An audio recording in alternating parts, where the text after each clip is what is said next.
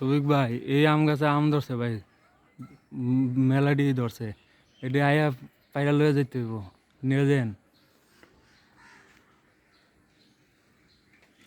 এই গাছেও আছে কয়টা, ওই সাইডটা মনে হয় ভালো আছে।